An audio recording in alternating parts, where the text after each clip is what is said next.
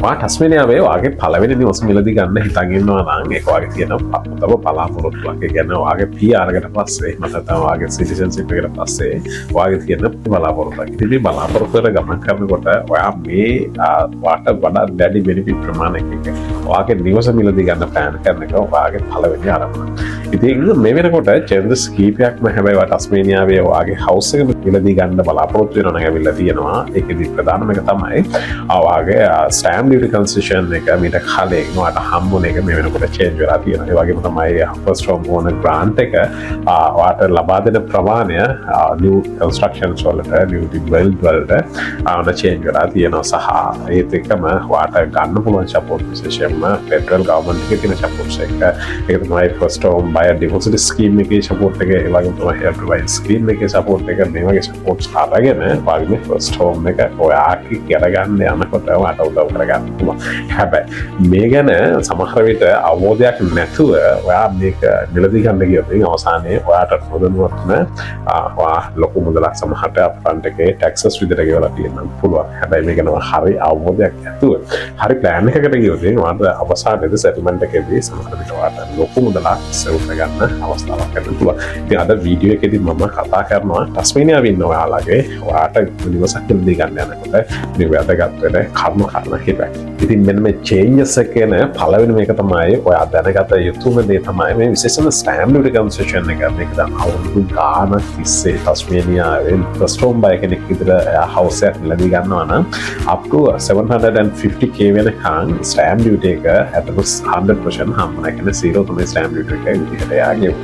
නමුත් මේ ජූලයි 1st ඉඳන් ඔයා හවුස් එකක් මිලදී ගන්න යනවා නම් නැත්නම් ඔයා කන්ස්ට්‍රක්ට් කරන්න යනවා නම් ඒ වෙලාවේදී ඔයාට ෆුල් ස්ටෑම්ප් ඩියුටි එක ඒ වෙනුවෙන් ඒ අදාළව මිලදී ගන්න ප්‍රමාණයට අදාළව ඔයාට ගෙවන්න වෙනවා. ඒ කියන්නේ උදාහරණයට ඔයා 600k ප්‍රොපර්ටි එකක් ගත්තොත් ඒ roughly මම කියන්නේ ඔයාට 20000 වගේ ස්ටෑම්ප් ඩියුටි එකක් ගෙවන්න වෙනවා. හැබැයි ඊට කලින් ඔයා මේක මිලදී ගත්ත කෙනෙක් නම් ඒ වෙලාවේදී ඔයාට මේ එක්සෙප්ෂන් එක හම්බ වුණා. ඉතින් මෙතනදී ඔයා පැනික් වෙන්න ඕනෙත් නැහැ. ගවර්න්මන්ට් එක මේ වෙලාවේදී එයාලගේ ફોකස් එක තියෙන්නේ මේ නිව් කන්ස්ට්‍රක්ෂන් වලට. එහෙනම් නිව් කන්ස්ට්‍රක්ෂන් වලට මීට කලින් ඔයාට හම්බුනේ විශේෂයෙන්ම මේ ග්‍රාන්ට් එක.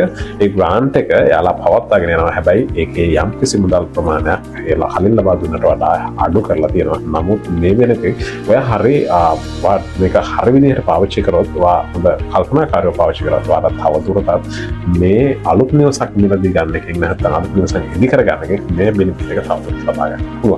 ඔයාට ටස්මේනියාවේ ඔයා නිව්ලි බිල්ඩ් හවුස් එකක් ගන්නවා නම් එහෙම නැත්නම් ඔයා අලුතෙන් නිවසක් ලෑන්ඩ් එකක් එක්ක නිවසක් ඉදි කරනවා නම් එහෙම නැත්නම් ඔයා ඔෆ් ද ප්ලෑන් ප්ලෑන් නිවසකට යනවා නම් මේ කොහොම කෙසේ වෙතත් ඔයා මීට කලින් ජීවත් වෙලා නැති ඒ කියන්නේ නිව්ලි කන්ස්ට්‍රක්ටඩ් හවුස් එකකට යනවා නම් ඔයාට මේ ග්‍රාන්ට් එක තාමත් එලිජිබල් වෙනවා ටස්මේනියාවේ. හැබැයි මේ වෙනකොට ඔයාට මේ සඳහා ලබා ගන්න වෙන්නේ 20000 AUDs වලින් තමයි මේ ග්‍රාන්ට් එක විතර. හැබැයි මීට කලින් මේ ජූලයි 1st වලට කලින් මේක තිබුණේ 30k වෙනකන්. ඒක නම් ඔයාලා යම්සි ප්‍රමාණයෙන් අඩු කරලා තියෙනවා. ඒ වුණත් මේ වෙනදී ඔයාගේ නිව් කන්ස්ට්‍රක්ෂන් එකට යනවා නම් තාමත් ගවර්න්මන්ට් එක එන්කරේජ් කරනවා ඔයාගේ මේ ප්‍රොසෙස් එක කරගෙන යන්න.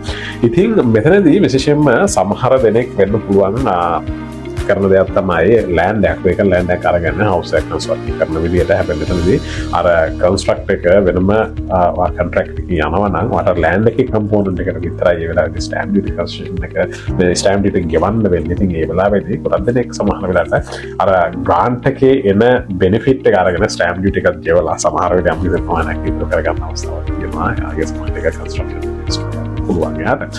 ඉතින් ඒකත් හවා බ්‍රෝකත් එක හරියටම කොහොමද වෙන්නේ කියන එක ඒ වෙලාවේදී කතා කරගන්න පුළුවන්.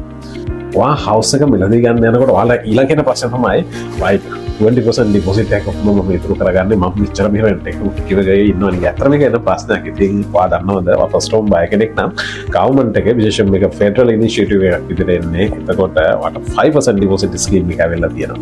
ඒ කියන්නේ ඔයාලා ළඟ තියෙනවනේ 5% ඩිපොසිට් එකක් ඉනිෂියලි ගවර්න්මන්ට් එකේ ඔයාට ලෙන්ඩ් මොගේජ් ඉන්ෂුරන්ස් එක වේව් කරන්න ඕන අවශ්‍ය ප්‍රමාණයට ගැරන්ටියක් යනවා හම්බ වෙනවා බැංක් එකට. ඒ නිසා ඔයාට ඒ වෙලාවේදී මේ ලෙන්ඩ මෝගේජ් ඉන්ෂුරන්ස් එකට ඔයා වැඩිපුර ගෙවන ඒ ප්‍රමාණය අයින් වෙලා වට නිවසක් මිලදී ගන්න යනකොට ඒ අවශ්‍ය බෙනිෆිට් එක හම්බ වෙනවා. ඒ වගේම සිංගල් පේරන්ට් කෙනෙක් නම් සිංගල් මම් කෙනෙක් නම් සිංගල් ඩැඩ් කෙනෙක් නම් අන්න ඒ වෙලාවේදී වාට විශේෂයෙන්ම මේ ෆැමිලි හෝම් ගැරන්ටි ස්කීම් එක හරහා ඔයාට 2% ඩිපොසිට් එකක් තිබුණා වුණත් ඔයාට යන්න පුළුවන් ඔයාගේ පළවෙනි නිවසට ඒ වගේ ලෝ ඩිපොසිට් එකක් උනත් යූස් කරලා.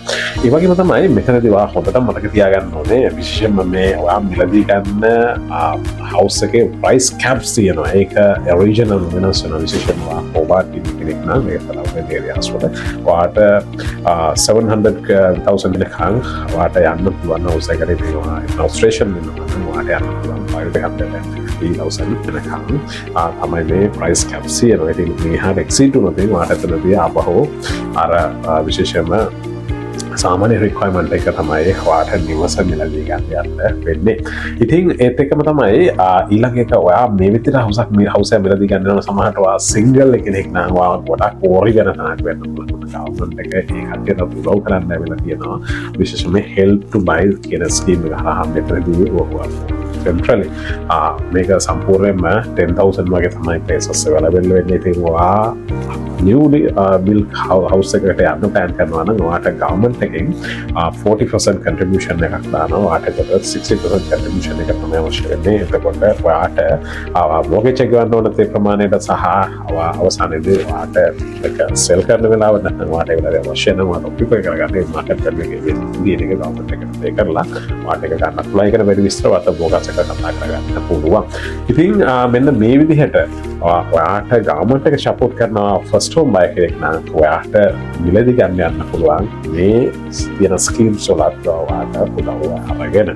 ඉතින් ඔයාගේ ටස්මේනියාවේ ඔයාගේ පළවෙනි නිවස සිහින නිවස කියන්නේ ඔයාගේ තියෙන ඊළඟ තියෙන හොඳම බලාපොරොත්තු. ඉතින් මේ බලාපොරොත්තුට යනකොට මේ විස්තර ගැන හරි විස්තරයක් දැනගෙන ගියොත් ඔයාට සමහර විට thousands of dollars වලින් සේව් කරගන්න පුළුවන්. ඉතින් Seren's Prime අපි ඉන්නේ ඔයාට මේ ගැන හරි විදිහට වත් එක ඩිස්කස් කරලා වැඩ කරනවා ලෙන්ඩර්ස්ලා 45කට වැඩි ප්‍රමාණයක්.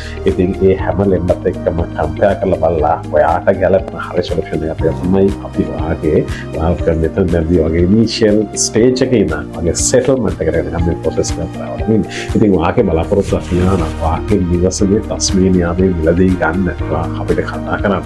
ඉනිෂල් ස්ටේජ් එකේදී කතා කරාට පස්සේ අපි වගේ ඔයාව ඇසස් කරලා ඔයාගේ borrowing capacity එක measure කරලා ඔයාලට තියෙන options මොනවාද කියන එක අපි research කරලා අපි ඔයාලට අරන් දෙනවා. ඔයාලට තියෙන හරි solution එක ඔයාලට ගැලපෙන හරි solution එක. මොකද කෙනෙකුට ගැලපෙන solution එක තවත් කෙනෙකුට වෙනස් වෙන්න පුළුවන්. ඒ නිසා ඔයා අදම කතා කරන්න අපි බලමු ඔයාලට හරියම solution එකත් එක්ක ඔයාගේ සිහින නිවස ඔයාගේ කරගන්න. Seren's Prime Musha.